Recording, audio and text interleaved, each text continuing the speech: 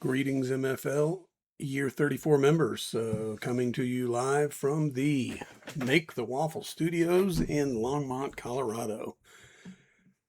I have an update on round one, phase two. So, first of all, I'm going to change the title of my document here to round one, phase two.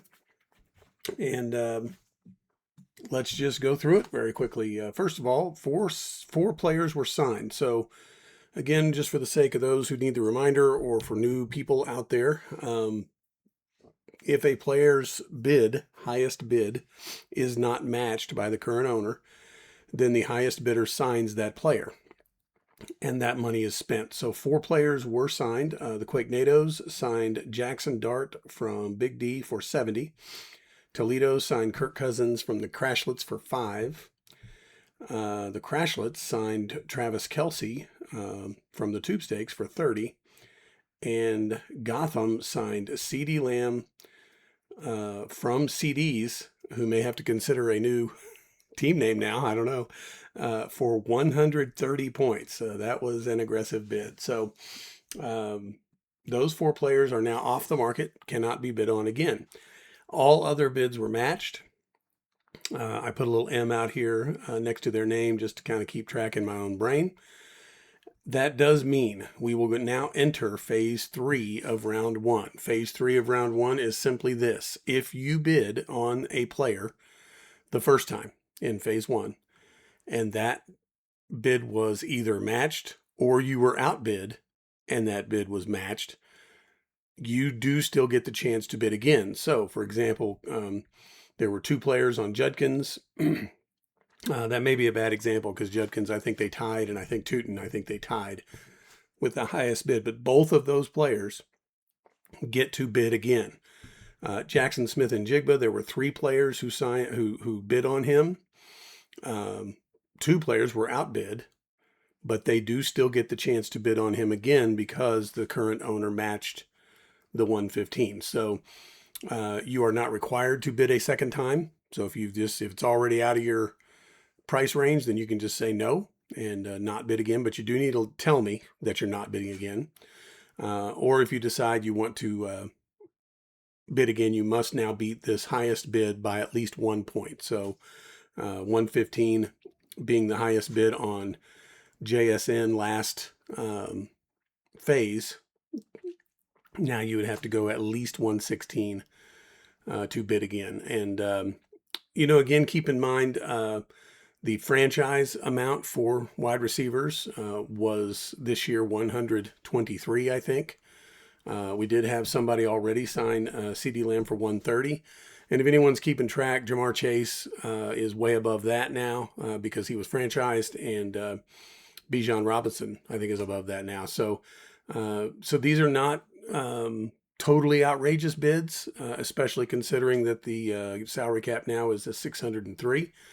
But we're entering those aggressive territories, and it is a matter of, and that's the way this league works. If you really want a player and you're willing to pay them enough, there's a chance you can get them. So just keep all that in mind. I don't think anybody's necessarily gone overboard here with anything they've done. You do need to keep track now, though, of if you've matched some bids, you have to budget for that on your next bid. So if you try and just get really super aggressive again, but you don't take into account that you've already bid on some other, you've already matched on some other players, then that's where I come in. I may tell you, look, you can't bid that much because that's putting you over the cap. So if a player was signed by someone else that you bid on, so you just got outbid and it didn't get matched, then you're out of the running on that player. So for example, I think there were a couple of people who bid on CeeDee Lamb,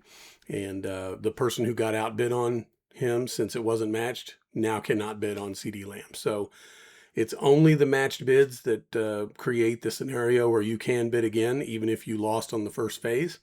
And that's kind of where we're at. So I'll just kind of leave this here, and you can maybe screenshot that if you want. But that is the full results of round 1, phase 2. And if you decide you wanted to bid again, then it's time to let me know. I have already submitted my phase 3 bids to a neutral party with a timestamp text. So anyone that's ready to send me a bid can do so.